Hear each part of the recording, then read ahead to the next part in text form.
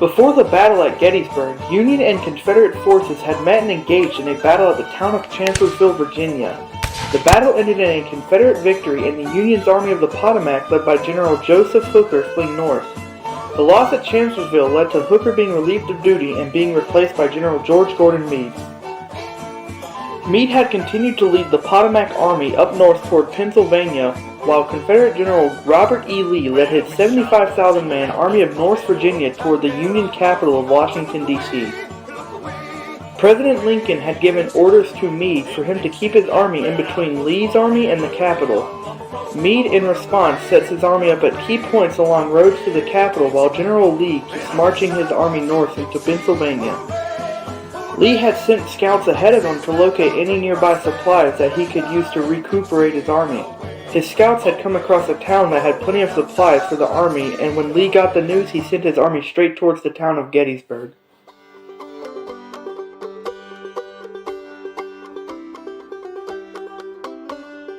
Early in the morning, a Confederate division led by General Henry Hess marches towards Gettysburg to seize the supplies. When the division reaches the town, they were met by Union Cavalry General John Buford. Buford had managed to slow the Confederate advance while he waited for General John F. Reynolds to arrive with the infantry of the Union 1st and 11th Corps. Confederate reinforcements arrived under the command of General A. P. Hill and General Richard Ewell. By late afternoon, both sides were fighting ferociously, and the larger 30,000-man Confederate army overwhelms the Union's 20,000-man army, who fall back through the town of Gettysburg and fortify Cemetery Hill south of town.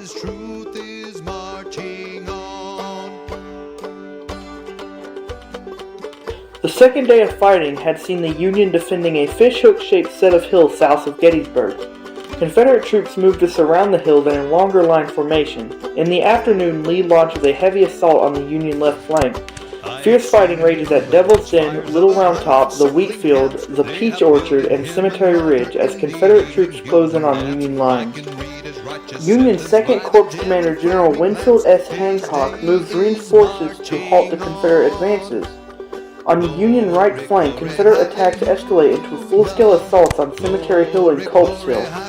Although the Confederates gained land on both sides of the line, the Union troops still hold defensive positions as the darkness falls.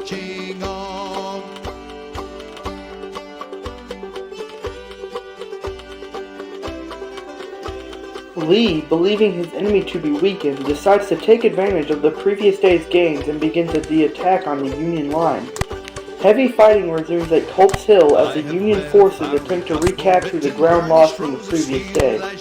A massive infantry assault of 12,500 Confederates led by General Longstreet attacks the center of the Union lines on Cemetery Ridge. Though undermanned, the Virginia Infantry Division under the command of General George E. Pickett is ordered by General Lee to advance through a mile of unprotected farmland.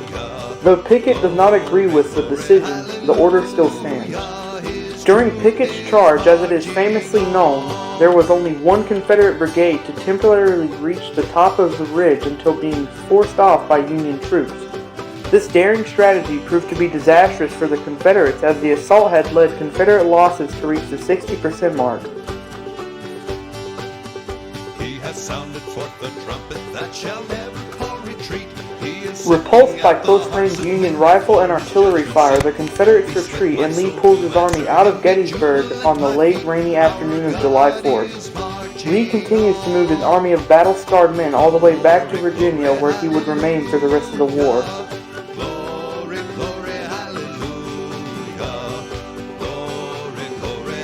As many as 51,000 soldiers were killed, wounded, captured, or missing from both sides after the battle at Gettysburg.